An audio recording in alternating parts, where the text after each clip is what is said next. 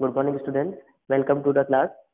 We are studying Indian economic development, page number 273, healthcare system in India. India has a three-tier healthcare system as under. Three levels हैं हमारे यहाँ पर health care system के. सबसे पहला primary health centre, उसके बाद CHC community health centre and then sub centre.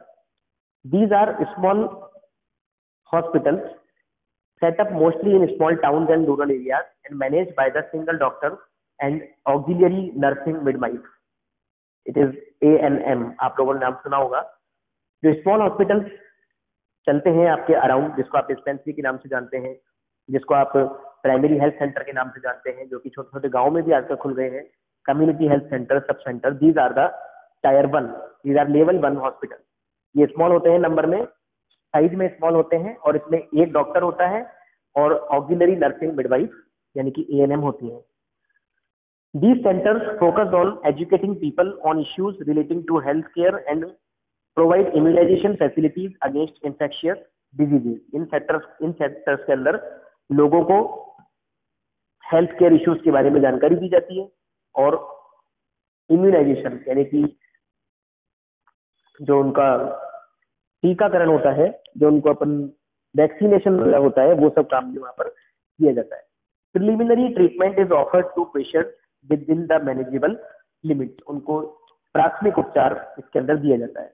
It may be noted that community health centre often work as referral centre for the primary health centre. Primary health centre में अगर कोई case अगर समझ नहीं पाता है तो उसको कम्युनिटी हेल्थ सेंटर में ट्रांसफर कर दिया जाता है. Tier 2 है secondary healthcare institutions. These institutions are upgraded compared to PHC. Primary health centre से इनके अंदर ज्यादा फैसिलिटीज होती हैं, जैसे सर्जरी, ECG, एक्सरे, ये सब इसके अंदर फैसिलिटीज होती हैं. They are located in big town and district headquarter. So हम हमारे डिस्ट्रिक्ट में जो बड़ा अस्पताल देखते हैं, these are secondary health care institution, जिसके अंदर एक्सरे, ECG सारी फैसिलिटीज होती हैं. टायर 3 होता है tertiary health care centre. These are high and end fully equipped medical centre offering specialised medical facilities. ये बहुत ज्यादा हाई लेवल का इंस्टीट्यूशन होता है. इनमें रिसर्च वर्क भी होता है और इनमें जो ज्यादा बिगड़े हुए केस होते हैं वहां पर उनका ट्रीटमेंट किया जाता है. The tertiary sector also include educational and research centers such as AIIMS, All India Institute of Medical Sciences, New Delhi, Postgraduate Institute, Chandigarh, NIMHNS, National Institute of Mental Health and Neurosciences, Bengaluru. So these are the health facilities or health infrastructure of our country. Now we are moving to private sector health infrastructure. Here, following are some notable observation. The private sector accounts for more than 80% of total healthcare spending in India. देखा जाए तो हमारे यहाँ पर जितना भी healthcare facilities हैं उसके अंदर 80% पार्ट प्राइवेट का है. Of those seeking treatment, 78% rural and 81% urban patients are availing private non-institutional outpatient facilities. And 58% rural and 62% urban are going to private hospitals. जो प्राइवेट नॉन इंस्टीट्यूशनल फैसिलिटीज है, यानी कि जो डॉक्टर्स प्राइवेट क्लिनिक अपना खोल के रखते हैं, they may be called as non institutional. वहां पर जो लोग ट्रीटमेंट ले रहे हैं वो है 78% रूरल लोग और 81% urban patients are dependent on non institutional private clinic. And 58% rural और 62% अर्बन लोग प्राइवेट हॉस्पिटल्स में अपना इलाज करवाते हैं. Private sector in health care has gained a dominant presence in all the sub market. Medical education and training, medical technology and diagnostics, manufacture and sale of pharmaceutical, hospital construction and finally the provision of medical services. जितने भी health infrastructure के सब market हैं, जैसे कि medical education हुआ, training हुआ, technology हुआ, डायग्नोस्टिक्स हुआ, मतलब जो लैब्स होती हैं, जांचें होती हैं, यहाँ पर फार्मास्यूटिकल, यहाँ पर दवाइयाँ बनाई जाती हैं, हॉस्पिटल का कंस्ट्रक्शन और मेडिकल सर्विसेज, सब चीजों में प्राइवेट का कंट्रीब्यूशन बहुत ज्यादा है। At the time of independence the private sector in India accounted for only 8% of healthcare facilities, but today 93% of hospitals, 64% of total beds available, and 80 to 85% of doctors belong to private sector health infrastructure. So आप private sector health infrastructure को ignore नहीं कर सकते, उनका बहुत बड़ा contribution है। हालांकि वहां पर इलाज महंगा होता है, मगर फिर भी जो उसको अवेल कर सकते हैं, जो उसको बियर कर सकते हैं, वो वहां पर इलाज करवा रहे हैं, या फिर मजबूरी में भी वहां पर इलाज करवाना पड़ता है। The private sector has emerged as the dominant source of health care services in India. तो प्राइवेट सेक्टर की डोमिनेंसी है हेल्थ केयर सर्विसेज के अंदर। मतलब जिसके पास पैसा है उनका इलाज हो जाता है, जिनके पास पैसा नहीं है वो लोग पब्लिक हॉस्पिटल के भरोसे जीते। मेडिकल टूरिज्म जो आपको साइड में दे रखा है, medical tourism is choosing to travel outside your local area for medical services. It is also known as medical travel or health tourism. जो लोग अपना इलाज कराने दूर शहर में जाते हैं या अपने लोकल एरिया से बाहर जाते हैं, उसको नाम दिया गया है medical tourism. Medical tourism is a growing sector in India. India's medical tourism is expected to grow at the rate of 30%. India का जो मेडिकल टूरिज्म है वो 30% की रेट से इंक्रीज हो रहा है।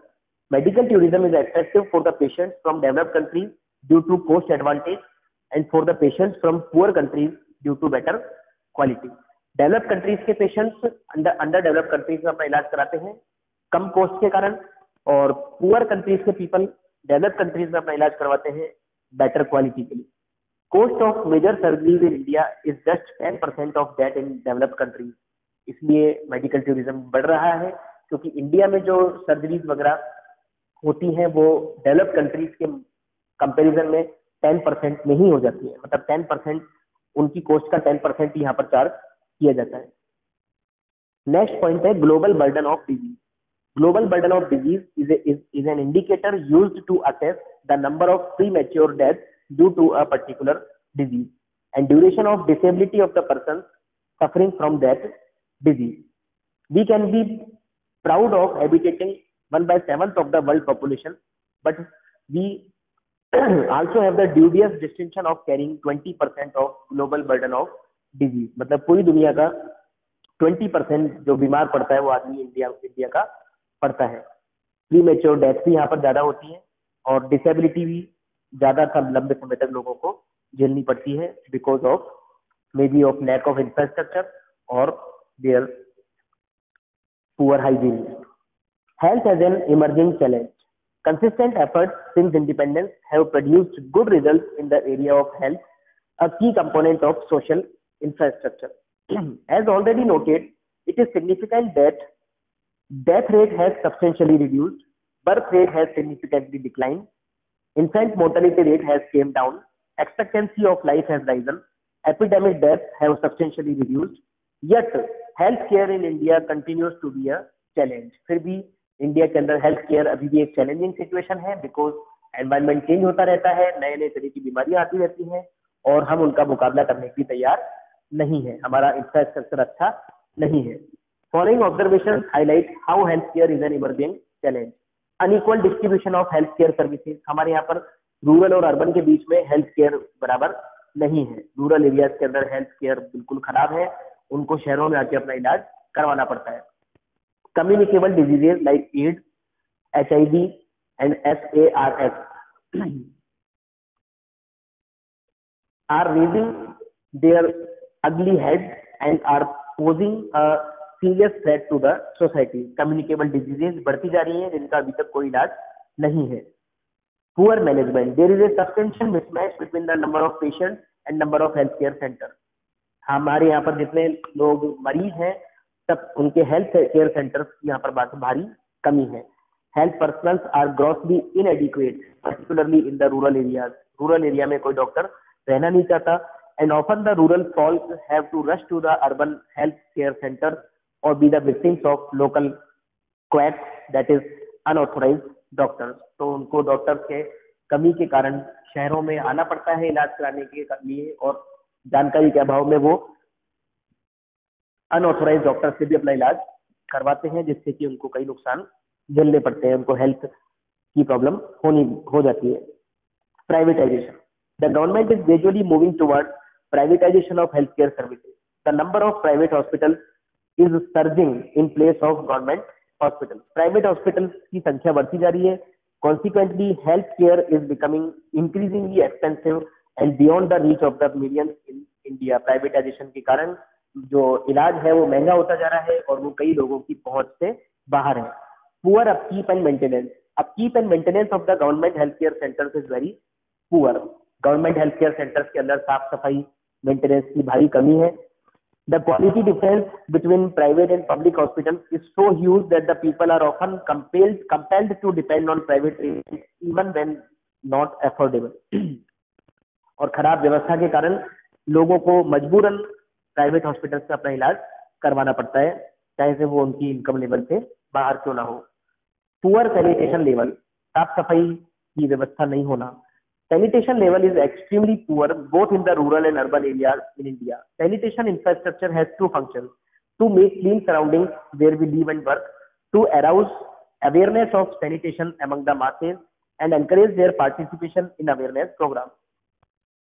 So sanitation level के दो तरीके हैं, एक तो हमारी सराउंडिंग क्लियर होनी चाहिए, दूसरा जो हमारी पब्लिक है वो अवेयर होनी चाहिए कि हमें साफ सफाई से रहना है और हमें इधर उधर गंदगी नहीं फैलानी। इन बोथ दीज एरियाज, इन दोनों ही क्षेत्र में we are way behind the international standard. हम इन पूरी दुनिया के इंटरनेशनल स्टैंडर्ड को देखा जाए तो हम बहुत पिछड़े हुए हैं, हमारे यहाँ गंदगी ज्यादा है। It has been found that nearly 30% of the houses have no toilet facilities in the urban areas. आज भी 30% हाउसेज में टॉयलेट की व्यवस्था नहीं है। इन the urban slums sanitation is absolutely miserable. और जो शहरों के स्लम्स हैं, यानी कि जो वहां पर कच्चे मकान वाले एरिया होते हैं, वहां पर slum dwellers are highly prone to disease and disasters. उनके यहाँ बीमारियां फैलने का खतरा बहुत ज्यादा रहता है। Rural sanitation is still work. Rural areas के अंदर भी साफ सफाई अच्छी नहीं है। In recent surveys of 150 districts in India, the kachcha toilets are found to be a luxury. जो उनको कच्चे टॉयलेट्स आज भी पसंद है, वो घरों के बाहर फ्रेश होने जाना पसंद करते हैं। Rural population does not have even 20% of the required sanitary facilities. Total sanitary का 20% भी उनके पास available नहीं है। However, it is noteworthy to acknowledge the efforts of government towards achieving universal sanitation coverage through स्वच्छ भारत मिशन। फिर भी एक बहुत अच्छा मिशन चलाया गया गवर्नमेंट के द्वारा, a flagship scheme of the government which aims to achieve a Swachh Bharat by 2019, but still the consequences are so worse. Still we see the garbage around the streets. There is no change in India. Briefly, we can state that healthcare in India, though it has significantly improved over time, is still way behind the developed countries of the world. हम अभी भी बहुत पीछे हैं। जहां पर developed countries में हम देखते हैं तो वहाँ गंदगी का एक टुकड़ा भी कहीं पर भी देखने को नहीं मिलता, और हमारे यहाँ पर यहाँ वहाँ कचरा फैला रहता है। To illustrate the above fact, while health expenditure is nearly 15% of GDP in USA, in India it is nearly 5%। तो हम इसका अंदाजा इससे लगा सकते हैं कि यूएसए के अंदर जीडीपी का 15% हेल्थ एक्सपेंडिचर होता है, जबकि हमारे यहाँ पर 5% होता है। इन India, government share in total expenditure on health care is about 20%, contrasting with 50% in USA. USA के अंदर 50% ऑफ गवर्नमेंट एक्सपेंडिचर हेल्थ पे होता है और हमारे यहाँ पर only 20%। The government is still to go a long way in expending health care facilities in India. Government को अभी भी बहुत ज्यादा ध्यान देने की जरूरत है। इंडियन सिस्टम ऑफ मेडिसिन हम कल पढ़ेंगे। Have a good day.